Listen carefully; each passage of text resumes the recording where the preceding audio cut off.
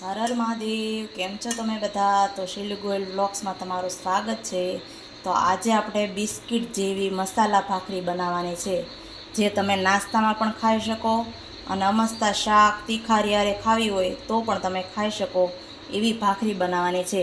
જો અમે ઝીણો લોટ જ લીધો છે, ઘઉંનો છે અને ઝીણો લોટ જ છે, અને એમાંથી જ આપણે આ બિસ્કિટ જેવી ભાખરી બનાવવાની છે. તમારે કરકરું જો લોટ હોય ઘરે પડ્યો હોય તો એ લઈ શકાય, પણ આ ઝીણા લોટ નહીં તે સરસ થાય. જો આ 2 વાટકી ઘઉંનો લોટ છે. હવે એમાં આપણે બધો મસાલો નાખવાનો છે.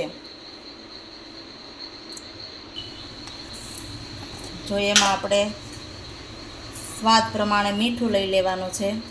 જેટલી ભાખરી હોય એટલું તમારે મીઠું લેવાનું. પછી થોડુંક લાલ મરચું લેવાનું છે, બહુ તીખી નહીં, આ મીડિયમ બનાવવાની. અને ધાણા જીરું, પછી હળદર અડધી ચમચી અને થોડીક હિંગ અને અજમા નાખવાના. અજમાથી છે ને સ્વાદ સરસ આવે. જીરું નાખો હોય તો જીરું નાખી શકાય, પણ આ અજમાથી છે ને સ્વાદ સરસ આવે. એટલે ચપટી અજમા નાખવાના અને થોડુંક તેલ નાખવાનું. બહુ વધારે પાછું તેલ નહીં નાખવાનું, નહીંતર ભાખરી છે એ બટકી જાય. મીડિયમ તેલ નાખી દેવાનું.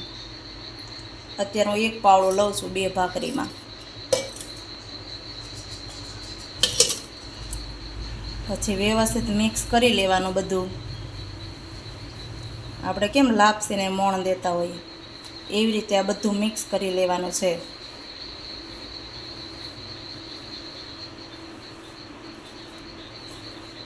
પછી થોડું થોડું પાણી લઈને લોટ બાંધવાનો છે, થોડો કડક, એટલે ભાખરી છે ને એકદમ ક્રિસ્પી થાય અને ખાવામાં સારી લાગશે. ઓલી તમે ઢીલો લોટ બાંધશો ને તો ભાખરી ઢીલી થાય. જો થોડું થોડું જ પાણી લેવાનું છે.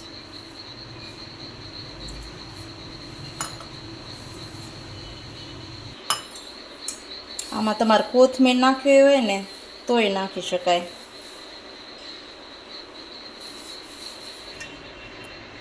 જો આપણે આ મોણ છે એ થોડુંક આમ મુઠ્ઠી વળે એટલું લીધું છે.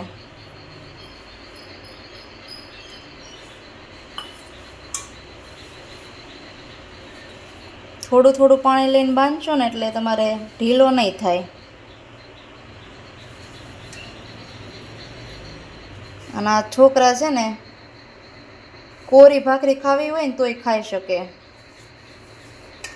નાસ્તામાં લઈ જાય.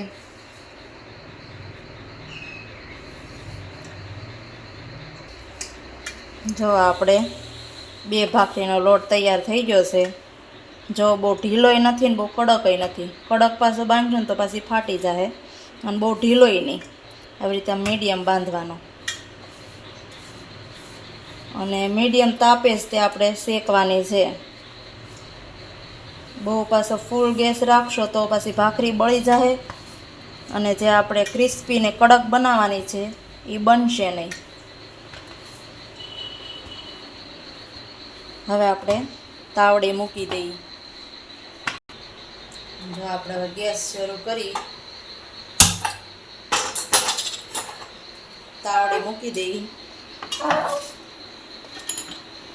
ને ભાખરી વણી લઈએ.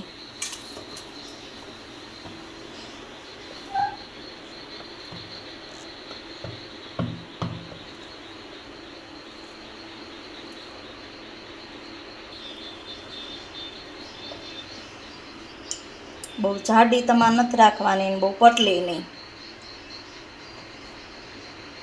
જો આમ ફાટી જતી હોય તો વ્યવસ્થિત કરી લેવાની. અને મોણ પણ બહુ તેલય વધારે નથી રાખવાનું, નહીંતર પછી ભાખરીના બટકા થઈ જશે.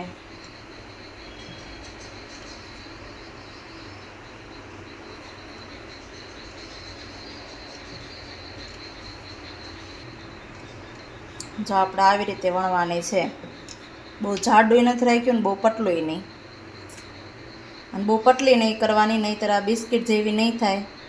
અને આવી રીતે આમ થોડાક આછા આછા કાપા પાડી દેવાના, આમ નીચે ન પડવા જોઈએ. એટલે હું છોકરાને આમ ગમે, ભાવે ખાવી. હવે આપણી તાવડી છે એ તપી ગઈ છે, એમાં નાખી દઈ ભાખરી. ગેસ મીડિયમ રાખવાનો એટલે છે ને સરસ થાય ભાખરી. ભાખરી ચડે ક્યાં આપણે બીજી ભાખરી વણી લેવાની છે. અને હવે ફેરવી લઈએ.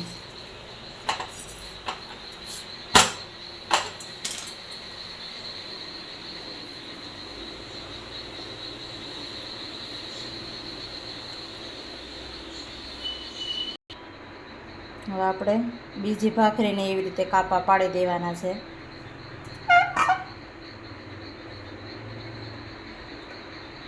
અને ઓલી ભાખરી પાછી ફેરવતી રહેવાની.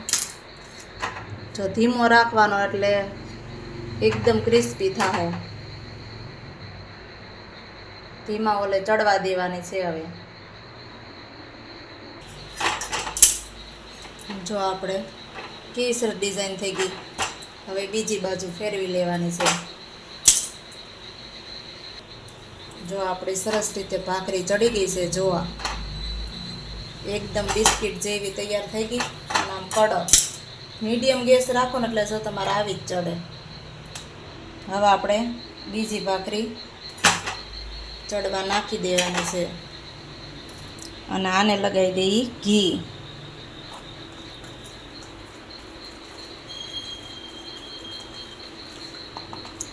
જો આ તમારે ચા સાથે ખાઓ ને, આપણે ઓલી સાદી ભાખરી તો ખાતા જ હોય, પણ આ ભાખરી એકવાર ટ્રાય કરજો, બહુ સરસ લાગે.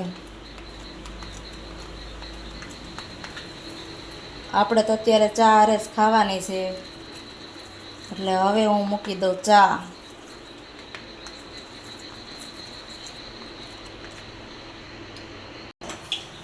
જો આપણે બીજી ભાખરી ચડે છે, જો એને તે આવી રીતે ધીમે ધીમે ચડવા દેવાની. જો એક બાજુ આપણે પુદીનાવાળી ચા તૈયાર થાય છે. જો પુદીનો નાખ્યો. જો આપણે ગેસ બંધ કરી દીધો અને ભાખરી જો બીજી સરસ રીતે ચડી ગઈ છે. એને આપણે હવે ઘી લગાવી દેવાનું છે. ધીમો થોડો ગેસ રાખો અને થોડોક આમ કડક લોટ બાંધો ને એટલે આવી જો